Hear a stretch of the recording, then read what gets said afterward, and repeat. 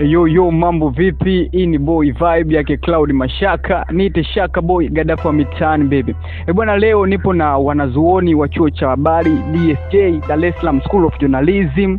Tupo tunapiga story mbili tatu. Sasa bwana, kama unavyoelewa ilivyo ada yake Shaka boy, bwana tunazungumzia mambo ya utamaduni na mambo ya makabila. Mambo vipi sister? Poa, vipi? Shwari, mzima? Mzima kabisa. Afya? Ipo. Mambo vipi Bitozi? Fresh. Shwari? Makawa. Jina nakuta nani? Arafati au Forty Boy. Forty Boy. Nakubali. Sister, jina nani? Petijeni. Petijeni. Wazazi walifahamu hilo jina? Walifahamu kwa kweli. Baada ya kuja da. Hiyo ni kimemu. Nakubali. Bwana, nataka nijue makabila yenu. Wewe kabila gani? Mimi Msambaa. Watu wa Tanga, watu mliompoteza Mbosso nyie. Huko brother kabila gani? Konde boy. Konde boy. Watu mnalilia mapenzi, mnaacha kazi. Nakubali bwana. Sasa mimi nataka tupige story kuhusiana na makabila yenu. Huku nina Msambaa, huku nina Makonde.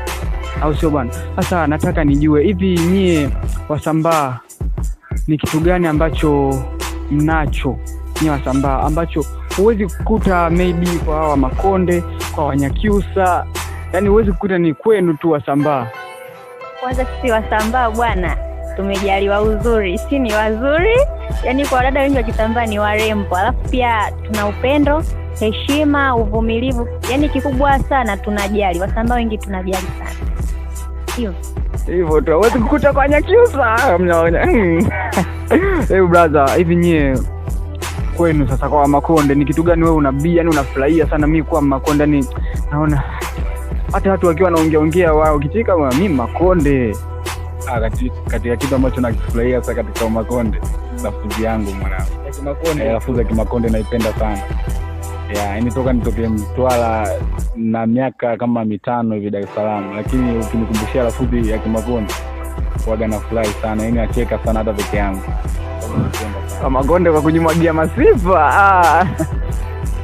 Bwana, swali lingine tunaondoka nalo hivi nyie mnafikiri nyie wote wawili sasa hapa Makonde, Msambaa, nyie mnafikiri mkiungana mwe kabila moja tu, kabila X, yaani achana na Usambaa, achana na Makonde, wote mtoke mlikotoka mwe kabila moja, mnafikiri ni impact gani mtazozipata, ile positive na negative? Kwanza kwenye upande wa positive impact kutakuwa na utambulisho mpya wa lugha. Alafu yani kama lugha mpya kutakuwa na desturi mpya, vyakula vipya, vitu tofauti vipya. Lakini kwenye madhara kutakuwa yani kuna vitu lazima vitabadilika. Vitaleta matokeo hasi kwenye jamii, mfano migongano, migogoro, tabia zitakuwa tabia tofauti, uongozi pia. Alafu kuna upande utakuwa unahisi kama unapendelewa kwa sababu lugha mbili hapo tayari zishapotea, tutakuwa tunagonga lugha moja. Kuna vitu tutakuwa na upendeleo. Huyo Msambaa huyo anajieleza tu. Kwako Makonde malizia hapo, manake pointi zote amezigusia uongo. Katika sababu moja hapo ambayo inaweza kutokea kwa ushirikiano baina yao. Endapo wa Makonde wakiungana na Wasambaa, ushirikiano utatokea. Endapo wataungana unaweza kutokea kwa ushirikiano, hiyo ni positive. Negative unaweza kutokea kwa kusambaa kwa magonjwa baina yao, sababu huwezi kujua wa Makonde walikotoka huko wangapi wameathirika na magonjwa fulani. Kwa hiyo unapokutana naungana na kutengeneza mahusiano baina yao, kwa hiyo inaweza kutokea kwa kusambaa kwa magonjwa. Nakubali. Sasa bwana, tumalize kihivi. Maswali yangu machache tu haya. Hivi wewe ni kitu gani ambacho au tamaduni gani ambayo haupendezwi nayo kutoka kwa Wasambaa, na ipi ambayo unaifurahia sana kutoka kwa Wasambaa?